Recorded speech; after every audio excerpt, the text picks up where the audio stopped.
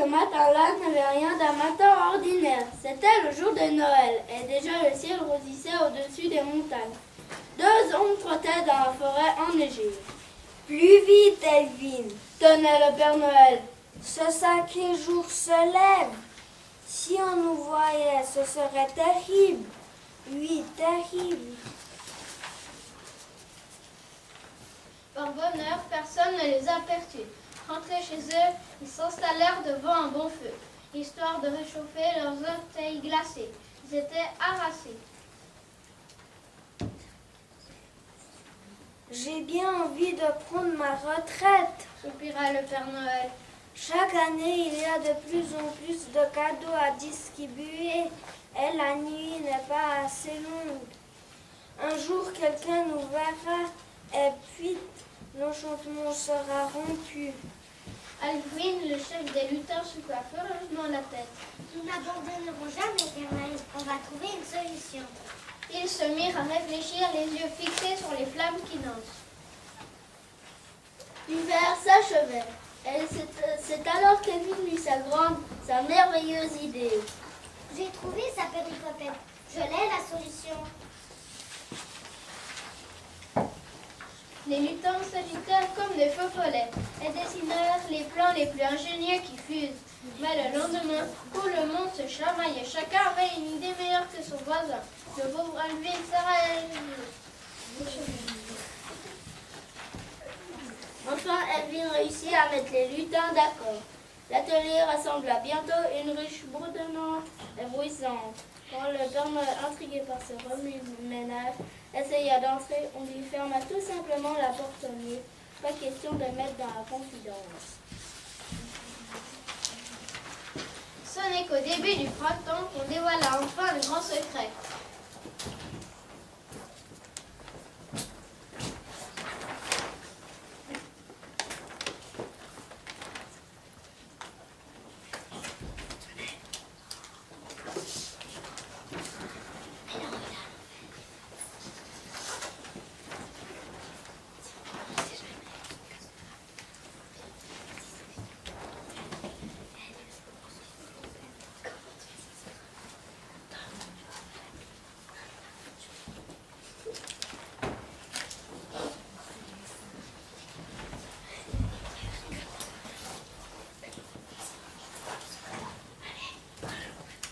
Le Père Noël fut drôlement impressionné.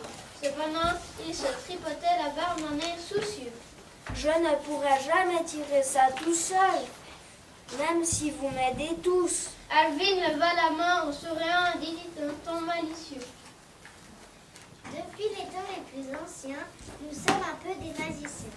Faut-il des ailes au Père Noël? C'est enfantin pour un lutin qui tirera sur vos traîneaux, volera comme un moineau. Volera. C'est bien beau, mon cher Elvin. Continua le Père Noël. Mais ça ne me dit pas qu'il le tirera. C'est simple. Répondit le lutin. Il n'y a qu'à mettre une affiche dans la forêt. Ce qui fut fait en un clin d'œil.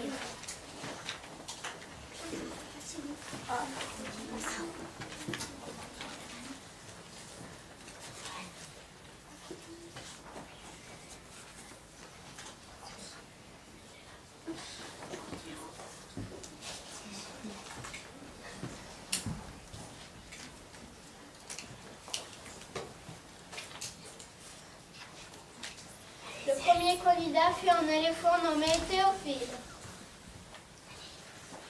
Rien à dire sur le décollage,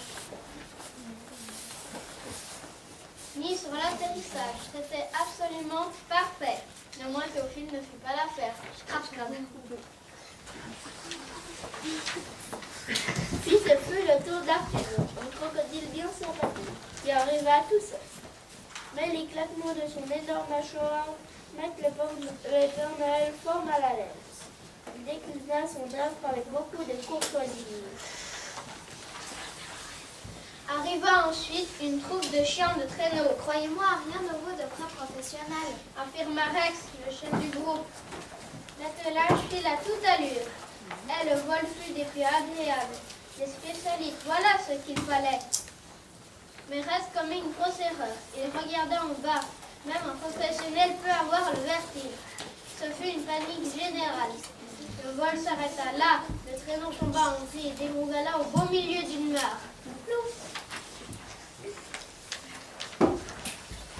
Durant l'été, les candidatures furent nombreuses, mais aucune ne donna vraiment de satisfaction.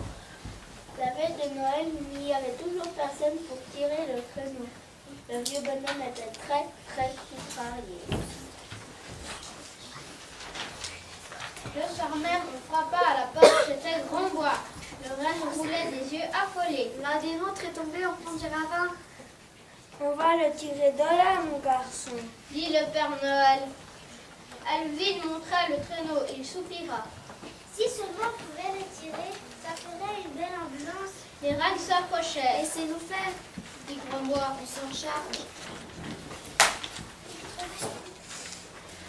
Le ravin était profond, encaissé entre deux parois vertigineuses. Mais les reines étaient si habiles que le Père Noël parvint sans peine à atteindre le blessé.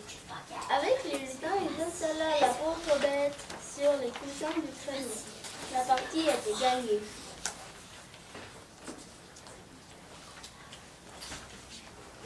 On soigna la patte cassée. Tout rentrait dans l'ordre.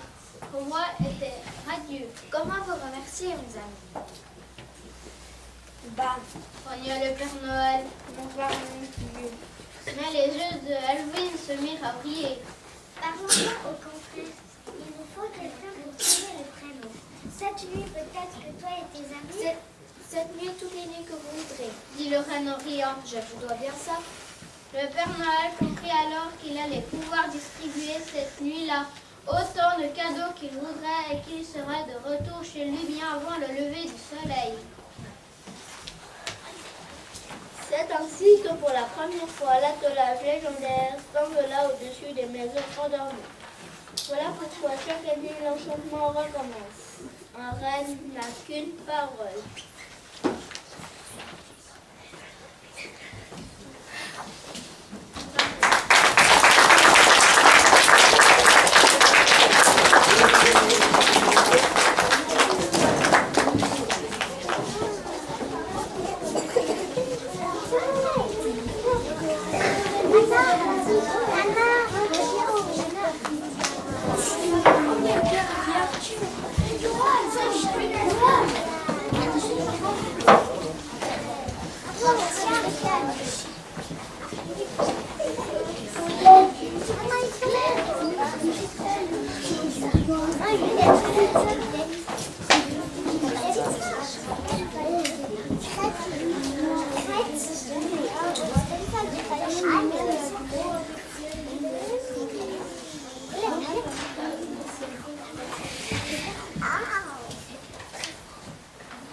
C'était le premier Noël de Nina.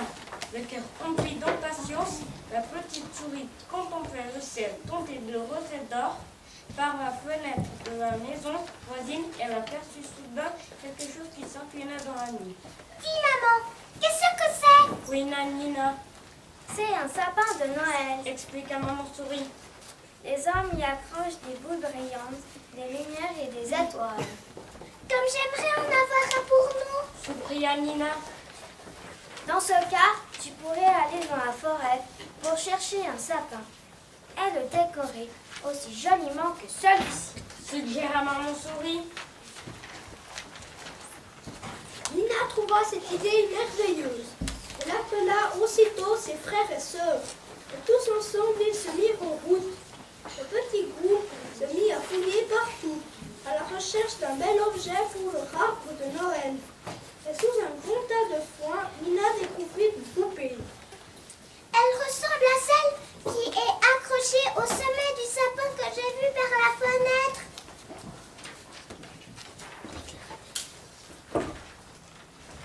Déclara-t-elle.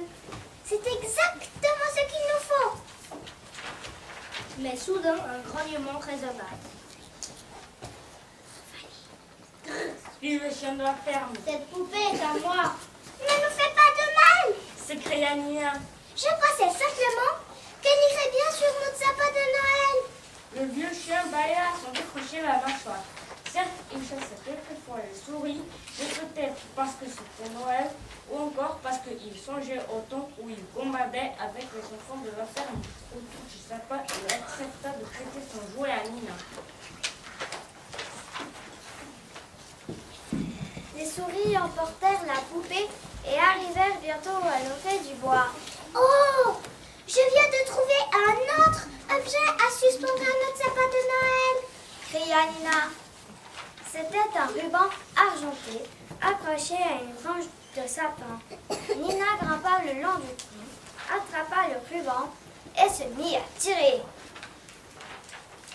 Mais le ruban appartenait à une fille qui l'avait rapporté pour en tapisser son nid. S'il te plaît, ne te fâche pas. Implora Nina. Je voulais simplement l'accrocher à notre arbre de Noël. D'habitude, la fille chassait les souris. Mais peut-être parce que c'était Noël, ou encore parce qu'elle avait, elle aussi, admiré le beau sapin par la fenêtre, elle lâcha le ruban et Nina put l'emporter. Soudain, Nina aperçut au loin des œufs rouges et brillants vivant à terre. Ils ressemblaient aux boules du sapin qu'elle avait vu par la fenêtre. C'est exactement ce qu'il nous faut. S'écria-t-elle en s'avançant pour aller les ramasser. Maintenant, nous avons une poupée, un ruban argenté et des boules brillantes. Mais ces boules appartenaient à Renard. Ce sont mes pommes. Glapit-il. Je vais les enterrer pour avoir assez de provisions jusqu'à la fin de l'hiver. Je voulais juste en emporter une pour l'accrocher à notre sapin de Noël. Répondit Nina en tremblant comme une feuille. Renard renifla. Plus que tout autre animal dans ces bois, il chassait les souris, mais peut-être parce que c'était Noël, ou encore parce qu'il n'avait encore jamais vu de sapin de Noël jusqu'ici. Il tourna les talons, laissant Nina emporter une jolie pomme. La nuit commençait à tomber lorsque les souris pénétrèrent dans la forêt. Là, à travers un buisson des ronces, elle aperçut une douzaine de petites lumières vertes et dorées. Des étoiles pour notre sapin. S'écria Nina. Je vais les prendre. Mais lorsque la petite souris se mit à inspecter les ronces, elle n'y trouva aucune étoile. C'était en fait le collier d'une chatte à l'air menaçante. Oh là là, Gémit Nina, terrorisée. je voulais seulement trouver quelque chose de scintillant pour notre sapin. La chatte dressa les oreilles. Elle aimait par-dessus tout chasser les souris, et peut-être parce que c'était Noël, ou encore parce qu'elle se souvenait du sapin de la jolie maison où elle était née. Elle ôta son collier et permit aux souris de l'emporter. Finalement, dans une clairière au fond des bois, les souris trouvèrent un grand et magnifique sapin. Notre sapin de Noël. S'écria Nina. Aussitôt, elle y accroche la poupée, le ruban, la pomme et le collier. Oh, S'exclama Nina lorsqu'ils eurent terminé. il ne ressemble pas du tout au sapin que j'ai vu. Déçues, les souris repartèrent tristement et rentrèrent se coucher. Au beau milieu de la nuit, maman souris réveilla ses petits. Suivez-moi, Murmura-t-elle. j'ai quelque chose à vous montrer. Avec ses frères et sœurs, Nina suivit sa maman et continuant à toute allure. Les petites souris longèrent la ferme et entrèrent dans les bois. De temps à autre, elle apercevait d'autres animaux qui couraient devant elle en direction de la partie la plus profonde de la forêt. Enfin, les souris arrivèrent à la clairière où se trouvait le sapin. Soudain, Nina s'arrêta, les yeux écarquillés de surprise. Oh, regardez ça. S'écria-t-elle. Pendant la nuit, chaque animal de la forêt avait ajouté un objet à l'arbre. Et comme il avait fait très froid, le givre avait recouvert tout le sapin d'un manteau étincelant. Il brillait de mille feux et les étoiles elles-mêmes semblaient s'être accrochées à ses branches. La plus grande d'entre elles prenait tout au sommet. Notre sapin de Noël est encore plus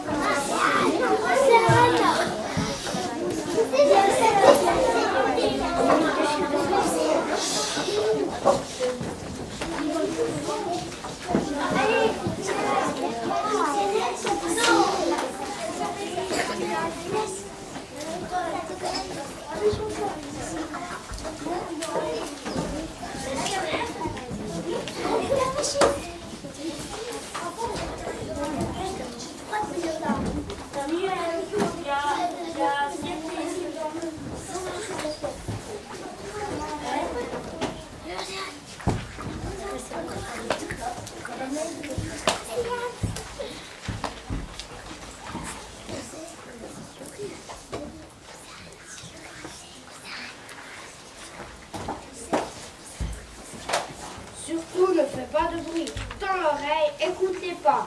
Regarde, l'histoire arrive. Bercés par le vent glacial du nord, mille et un flocons tournent, volent et dansent le long des paysages.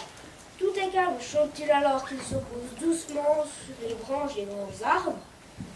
Mais dans la forêt noire, sur le sol, à côté d'un sapin, un nounours pleure. Il pleure parce qu'il est tout seul. La neige le recouvre peu à peu, flocon par flocon. Déjà ses pattes sont gelées, ses oreilles glacées, et la neige ne cesse pas de tomber. Titou l'aperçoit au loin. Il court vers lui délicatement. Il prend le nounours dans ses bras et le berce tendrement. En suivant ces traces de la neige, peut-être trouvera-t-on celui qui t'a perdu, Dit-il. Titou l'embrasse. Il est content. C'est un nouvel ami pour lui. Mais voilà qu'un drôle de bruit se fait entendre derrière les grands pins. Clip, clap, clip, clap, clip, clap. Regarde là, derrière le talus. Clip, clap, quinca. Un petit canard mécanique avance à pas saccadés. Clip, Il glisse, clap. il repart. Il laisse ses empreintes palmées. Le long des traces de pas restées dans la neige, Attends-nous! lui crie le garçon. Et tous trois reprennent leur chemin. Quelques mètres plus loin, Titou voit un ballon Bing, qui roule, bon, qui rebondit, bon. qui boule derrière deux soldats de plomb. Tchac, tchac, tchac. Les deux militaires marchent au pas et ouvrent la route le long des traces. Sans s'étonner davantage, Titou les met sur sa luge. Titou traîne sa luge derrière lui. Et que de rencontres il fait à la suite des traces. Chou-chou. C'est un train électrique derrière le sapin. Arreux, Là, c'est une poupée qui cherche son chemin. De mémoire d'arbre, jamais tel cortège n'avait traversé la forêt. Soudain, clac. un grand bruit leur fait tous lever la tête. Un cerf-volant! Dit Titou. Il est coincé. Il le dégage délicatement en prenant bien soin de ne pas abîmer ce grand oiseau de papier.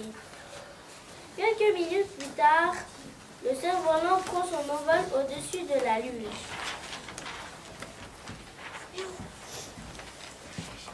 Titou cherche, il écoute, il regarde, il suit les traces, qui parfois disparaissent pour ensuite reparaître, derrière un arbre ou un talus. Là-bas, Nounours! Là-bas! Les amis, regardez! Il y a quelqu'un! S'écrie Titou. Monsieur! Attendez! Revenez! Titou court, il est heureux, il a enfin trouvé l'homme au jouet. Derrière lui sur la luge, clip, clap, bing, boum, tchac.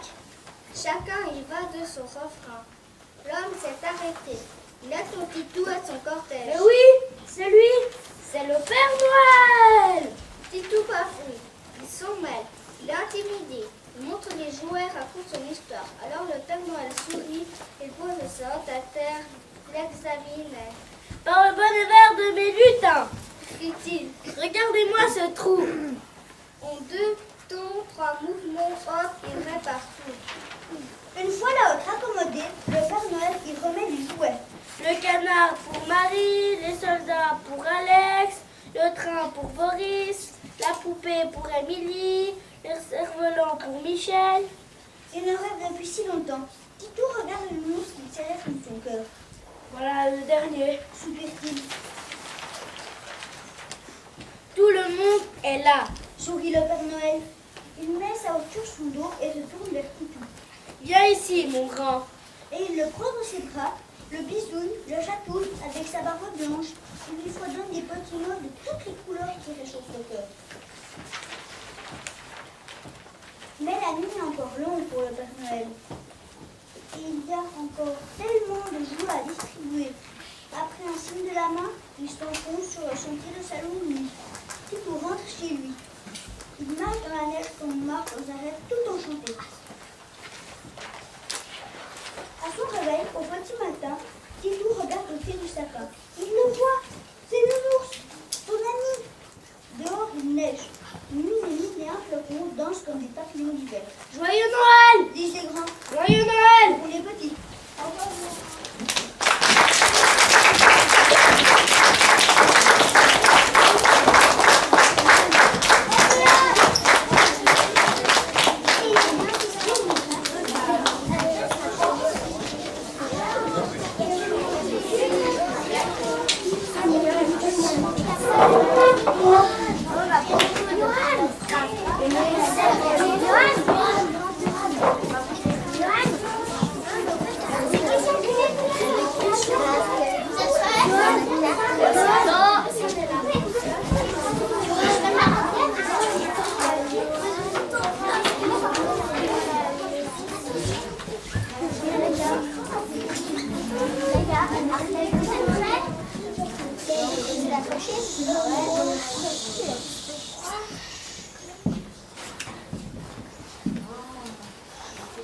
Au cœur de l'hiver, petite souris tranquille me accompagne enneigée, sur le regard surpris de Raméchon.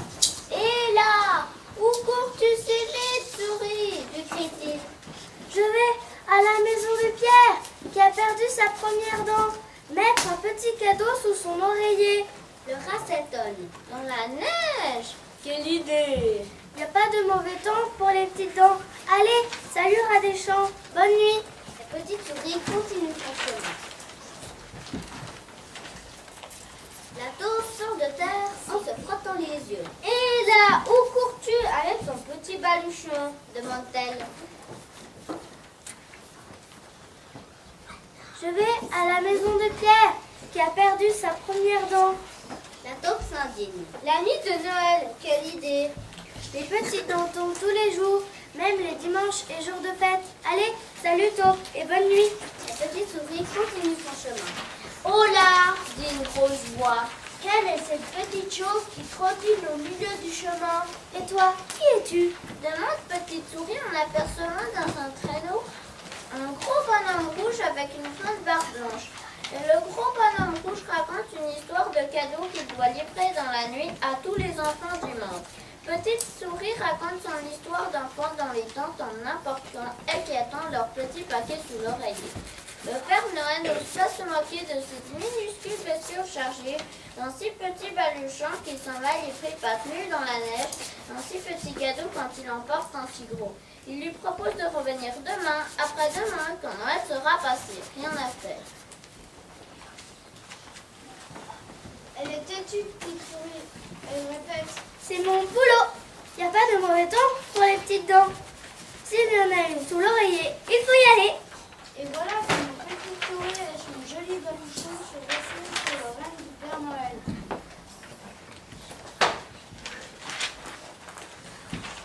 Au moment de déposer les cadeaux de Pierre, le Père Noël, qui est malin, a peur que le petit garçon oublie de regarder sous l'oreiller pour courir vers la cheminée. Alors il propose à la souris. Chiche qu'on lui met un autre cadeau sous l'oreiller. Elle le tient dans la cheminée. Chiche! Petite souris qui a fini de tourner continue toute la nuit celle du Père Noël. Quel boulot! Dit-elle. Tous ces enfants, toutes ces maisons, toutes ces cheminées, tous ces cadeaux en une seule nuit. Quelle folie! Et pourquoi donc? Répond le Père Noël. Tous ces petits dents, ces oreillers, toutes ces nuits de toutes les années. Quelle corvée! Si tu veux, je pourrais t'aider. En cas de besoin, tu m'appelles par 3 fois le cri. Père Noël! Quelques mois plus tard, le printemps est arrivé et Petite Souris trottine dans l'air fleuri vers la maison de Julie, lorsqu'une drôle de vent l'interpelle. Voilà! Qui es-tu, toi, avec ce petit baluchon au milieu des tulipes? Il y a une queue, une trottinette. Qui sort de sa salopette? Et il pousse une petite couette. Petit Souris raconte son histoire de tonton B. Lapin de Pâques raconte son histoire d'œufs et de poux au chocolat. À livrer sont tardés. Quelle corvée, dit Lapin de Pâques. Quelle folie! Dit Petite Souris. Et Lapin lui offre une place dans sa brouette, au milieu de ses œufs de toutes les couleurs. Arrivé chez Julie, il propose de mettre un œuf sous l'oreiller, à la place du petit cadeau. Et le cadeau dans les herbes du jardin? Dit Petite Souris. Ok, mais ce coup-là, on me l'a déjà fait. Ah oui, et quand? À Noël. Répond-elle. Ah bon? Et sans plus de questions, il glisse sous l'oreiller un œuf de nougat pour éviter la casse. Petite souris continue avec lapin la tournée de Pâques, dans la rosée du matin jusqu'au lever du soleil. C'est sympa. Dit lapin.